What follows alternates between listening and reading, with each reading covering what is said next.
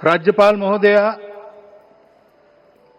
मंचस्थ सभी मान्यवर, उपस्थित सज्जन, माता भगिनी, आज हम सबके लिए एक सार्थकता का दिवस है। इतने लोगों ने सपना देखा, इतने लोगों ने प्रयास किए, इतने लोगों ने अपने प्राण अर्पण किए। आज उनकी स्वर्गस्थ आत्मा तृप्त हुई होगी। आज वास्तव में अशोक जी को वहां शांति मिली होगी।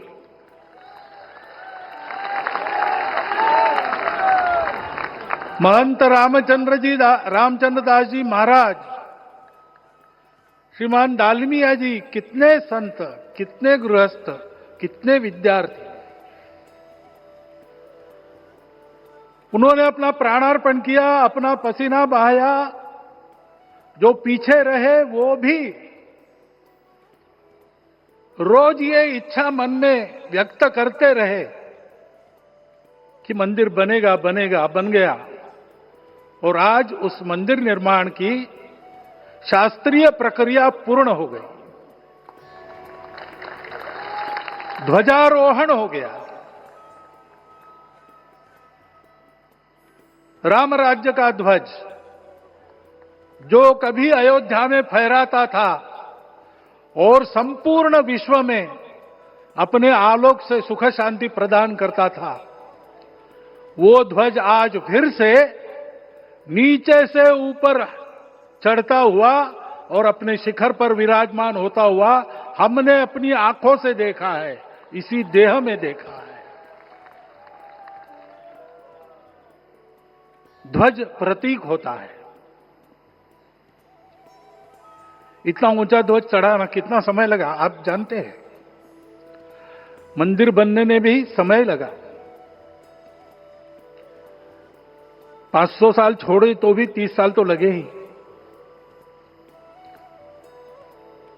उस मंदिर के रूप में हमने कुछ तत्वों को ऊपर पहुंचाया है।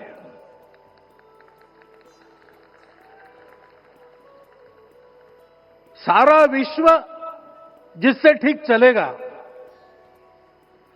अपने व्यक्तिगत जीवन, पारिवारिक जीवन से लेकर तो सृष्टि जीवन तक सबका जीवन जिससे ठीक चलेगा,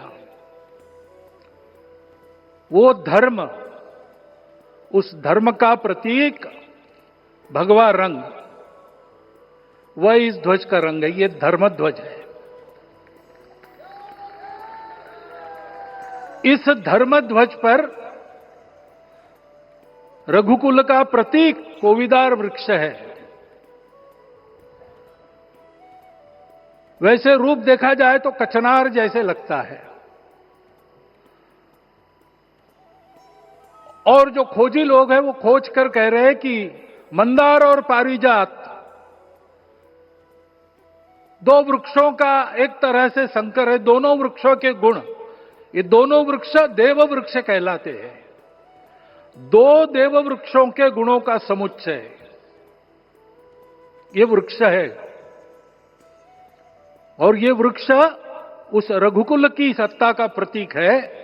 वो सत्ता वृक्ष से व्यक्त होती है, जिसके बारे में कहा गया, छायाम अन्यस्य कुर्वन्ति तिष्ठन्ति स्वयं आतपे। सबके लिए छाया देते हैं, स्वयं धूप में खड़े रहकर। फलान्यपि परार्थाय, फल स्वयं उगाते हैं, दूसरों के लिए बांट देते हैं। वृक्षा सत्पुरुषा इव, वृक्ष सत्पुरुष होते हैं। और कचनार के गुण औषधि भी है। कचनार के वृक्ष का अन्न में भी उपयोग है। सब प्रकार से उपयोगी इस वृक्ष का प्रतीक हमने लगाया है। धर्म जीवन ऐसा जीवन होता है। और ये जीवन जीना है, उस जीवन की प्रतिष्ठा करनी है, इस जीवन का झंडा शिखर तक पहुंचाना है।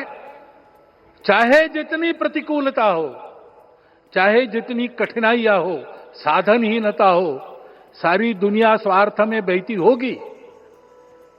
लेकिन हमारा संकल्प है, सूर्य भगवान उस तेज के, उस संकल्प के प्रतीक है। उनके रथ का एक ही चक्र है। 4 चाक वाली गाड़ी यहां भी एक्सीडेंट करती है तो एक चक्र चलाना है, और रास्ता खराब भी नहीं, रास्ता है ही नहीं। अधांतर में चलो रथस्य एकम चक्रम।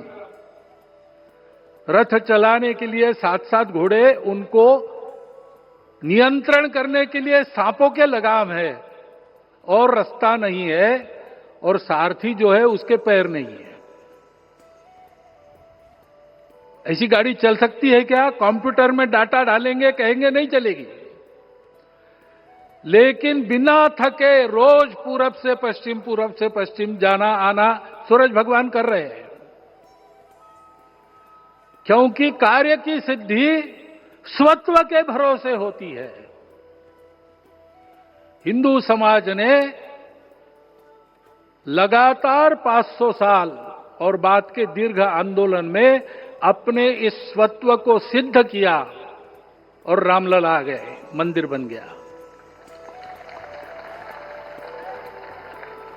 यही बात सत्य पर आधारित धर्म, सत्य जो प्रतिनिधित्व होता है ओंकार से, वो सारी दुनिया को देने वाला भारत हमको खड़ा करना है। हमारे इस संकल्प का प्रतीक यह राम मंदिर, उसकी प्रक्रिया आज हमने पूरी कर ली है। यह धर्म, यह ज्ञान, यह छाया, यह सुफल संपूर्ण दुनिया में बांटने वाला भारतवर्ष खड़ा करने का काम अपना शुरू हो गया है। उसको, इस प्रतीक को देखकर, हिम्मत रखकर, उसी प्रकार सतत प्रयास करते हुए सब प्रकार की विपरीतताओं में भी हम सबको मिलके करना पड़ेगा। आज ये हमारे कृतार्थता का दिवस है, और आज हमारे संकल्प की पुनरावृत्ति का ये दिवस है। वो संकल्प हमको हमारे पूर्वजों ने दिया है। एतद् देश प्रसूतस्य सकाशाद अग्र जन्मनात्। इस देश के जन्मे हुए अग्र जन्मना है, सबसे प्राचीन है, इसलिए बड़े भाई है। वो ऐसा जीवन जिए कि स्वम स्वम चरित्रम शिक्षेरन पृथिव्याम सर्वमानवा। पृथ्वी के सर्व मानव अपने अपने चरित्र की शिक्षा, जीवन की विद्या भारतवासियों से सीखे। ऐसे भारतवासियों का परम वैभव संपन्न, सर्वशक्ति संपन्न और सबके लिए खुशी बांटने वाला, शांति बांटने वाला, सबको विकास के सुफल देने वाला भारतवर्ष खड़ा करना है। ये विश्व की अपेक्षा है, हमारा कर्तव्य है। मंदिर में श्री रामलला विराजमान है, उनका नाम ले और इस कार्य की गति हम बढ़ाए। इतना एक विषय आपके सामने रखता हूं। जैसा सपना देखा था उन लोगों ने, रामदास स्वामी ने कहा था, स्वप्नी जे देखिले रात्रि ते ते तैसे ची हो तसे। ऐसा सपना उन्होंने देखा था, बिल्कुल वैसा। और मैं कहूं कि उन्होंने जो सपना देखा था उससे भी अधिक भव्य और अधिक सुंदर ये मंदिर बन गया है। हमारे हृदय में वो निश्चय का सृजन करे, तपस का सृजन करे। ये शुभकामना मैं आप सबको देता हूं और मेरे शब्दों को विराम देता हूं। माननीय प्रधानमंत्री अपना संबोधन, अपने विचार संपूर्ण विश्व को प्रदान करें, ये निवेदन मैं उनके सम्मुख करता हूं।